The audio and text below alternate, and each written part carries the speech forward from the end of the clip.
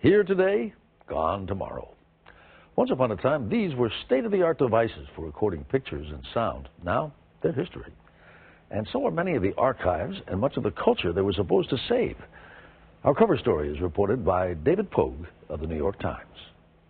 Lydia Robertson is a filmmaker, but you've probably never seen her first movie, the one she made in high school. It's called The Chicken Lady, a horror comedy. It's the most ridiculous film ever made. It might be one of the worst films ever made, but we learned a lot, and that was the point. Trouble is, she hasn't seen it either. By 1986, when I was graduating from New York University Film School, you couldn't get these machines to play it back on, so I haven't had no way to play it. I've not seen it since it was made. Her tapes are fine, but the machines that can play them don't exist anymore. In other words, her movie is a victim of data rot. My data is unreadable. Data rot affects computers, too. Over the years, both the hardware and the software programs become obsolete and are abandoned. Just ask biotech worker Bill Lavia, who can no longer open his slideshow presentations from 10 years ago. The program is Aldous Persuasion, and it was a slideshow presentation program. They basically went out of business because PowerPoint took over that marketplace. In fact, so many computer formats have come and gone, they could fill a museum. And they do. The Computer History Museum in Silicon Valley.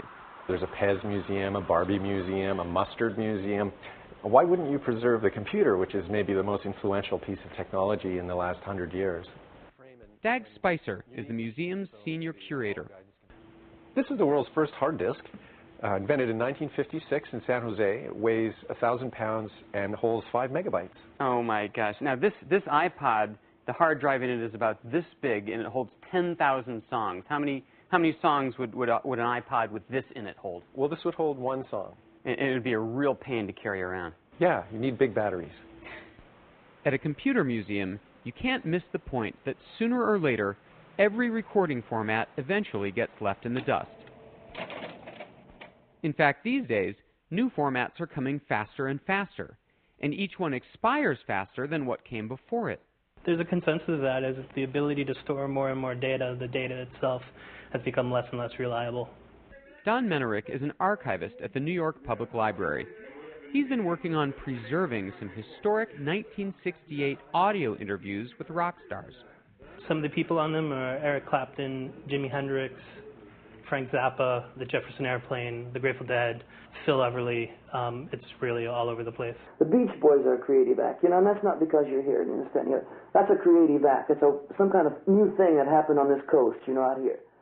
In 1996, the library tried to rescue those 30-year-old recordings by transferring them to fresh, brand-new tapes. But now, less than 12 years later, those tapes are already significantly degraded. The tape actually physically will shed against the head of the tape player until it's unplayable. So you're saying that the original tapes are actually holding up better than the 1996 transfer? Yeah. But not everyone is unhappy about data rot. An entire industry has sprouted up to help you recover your old recordings and data. You can buy do-it-yourself gadgets that convert your old audio cassettes, records, and slides into digital formats. We take old video, old film, old audio, and even old data, and we migrate it. Or, if you have more money than time, you could send them away to a company that does the job for you, like Vidipacks in New York City.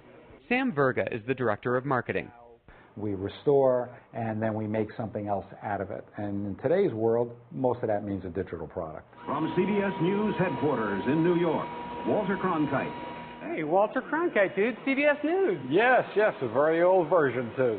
Well, why are you doing CBS News' tape? Why aren't they doing it? Well, they probably would like to do it. If they had a working machine, I'm sure they would do it. Unfortunately, they don't. They don't have this machine? That's correct. But you have one? Yes, we have actually 8 of them. Half the challenge is just keeping all those antique machines running. This is actually called a wire recorder, and this is dating back to about the 1950s. It looks like monofilament fishing line, and that's actually embedded with an audio signal. The belief that the rights of man come not from the generosity of the state, but from the hand of God. It's Kennedy. Yes, it is. It's an inaugural speech. This is Kennedy's inauguration.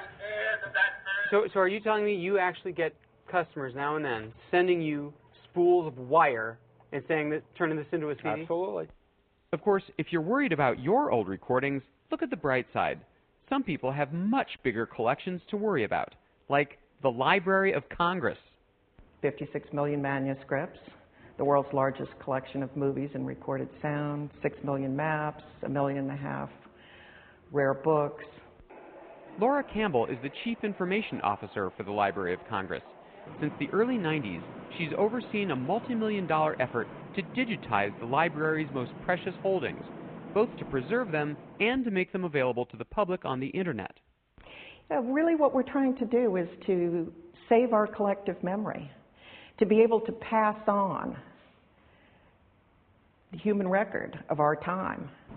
And so every day, in back rooms in Washington, D.C., library employees are painstakingly digitizing the library's 16 million photos, prints, and posters, one at a time. The most famous photograph in the whole Library of Congress? Wow.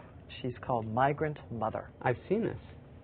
Their boss is Helena Zinkham, Acting Chief of Prints and Photographs. And this is one of our favorite items in the collection, where Abraham Lincoln is running for president in 1860. Actually, this is about a guy named Abram Lincoln. True. They ran out of a little bit of space on that line in the flag, and so they left out the H. So these are 100 years old, more than 100 years old? Yes, these are going on to 200, yeah. 200 years old, okay.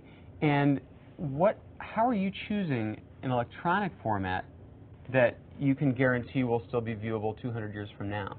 Well, we stick with the standard, which for photographic copying, they call it a TIFF file, T-I-F-F. Okay. And we have actually had to migrate these files already. There's that word again, migration. The more you talk to data rot experts, the more often you hear it, and the more you realize that converting your old recordings to digital formats is only the beginning. Hard drive lasts 5 years. You know, the low range of CDs and DVDs, longevity is 5 years. So the basic lesson is look after your own data and make sure that you take steps to keep it moving onto new formats about once every 10 years.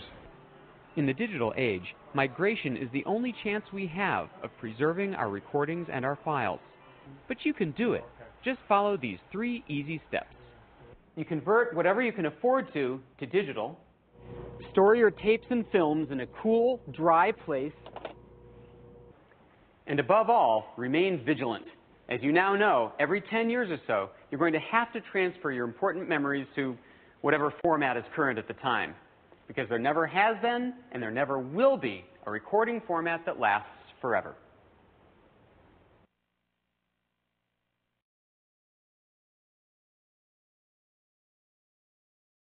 On a campaign stop in